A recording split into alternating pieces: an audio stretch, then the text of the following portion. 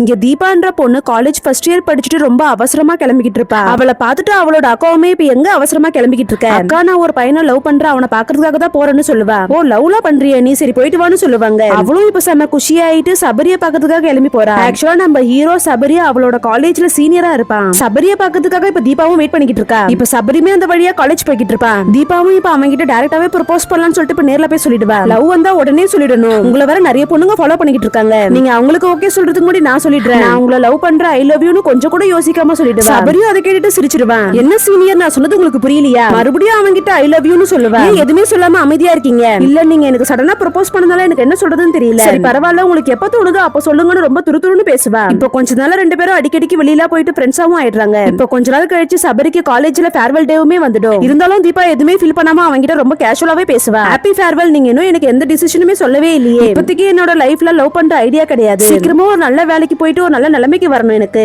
சரி பரவாயில்ல உங்களுக்கு ஒரு 4 வருஷத்துல கமிட்மெண்ட் எல்லாம் முடிச்சிருவீங்க, நானுமே காலேஜ்ல முடிச்சிடுவேன். அப்ப நான் இதே லவோட வந்து நின்னா என்ன நீங்க ஏத்துப்பீங்களா, நீ ஃபர்ஸ்ட் காலேஜ் முடிச்சிட்டு வா அப்புறம் அதெல்லாம் பாத்துக்கலாம்னு சொல்லிட்டு அவனுமே போயிடுவான். இப்போ ஒரு 4 வருஷம் கழிச்சு காட்டுறாங்க, அவனுமே ஒரு பெரிய ஆபீஸ்ல ஒர்க் பண்ண ஆரம்பிச்சிருப்பான். இப்போ தீபாவும் சாரிலா கட்டிட்டு கையில இன்விடேஷனோட அவனை பாக்கிறதுக்காக வருவா. தீபாவை பார்த்ததும் அவனுக்குமே இப்ப ரொம்ப சந்தோஷமாயிடுது. தீபாவும் அவன்கிட்ட இன்விடேஷனை கொடுத்துட்டு நீங்க சொன்ன மாதிரி இந்த 4 வருஷத்துல நிறையவே மாறிடுச்சு, அப்ப நீங்க என்ன ரிஜெக்ட் பண்ணும்போது ரொம்பவே கஷ்டமா தான் இருந்துச்சு, அதுக்கப்புறம் அதுவே பழகிடுச்சு, சரி அதெல்லாம் விட்டுருங்க, நீங்க இந்த கல்யாணத்துக்கு கண்டிப்பா வரணும், நீங்க கல்யாணத்துக்கு வரலன்னா கண்டிப்பா அந்த கல்யாணம் நடக்காதுன்னு சொல்லுவாங்க. அதை கேட்டது சபரிக்கு ரொம்ப ஒரு மாதிரி ஆயிட்டு கிளம்பி வெளியே போயிடுவான். திடீர்னு அவனுக்குமே இன்விடேஷன் ஓபன் பண்ணி பார்க்கணும்னு தோணும். பார்த்தா அந்த இன்விடேஷன்ல மாப்பிள்ளை பேர்ல அவனோட பேரு தான் இருக்கும். லாஸ்ட்ல 2 பேருமே ஒண்ணு சேர்ந்துடுறாங்க.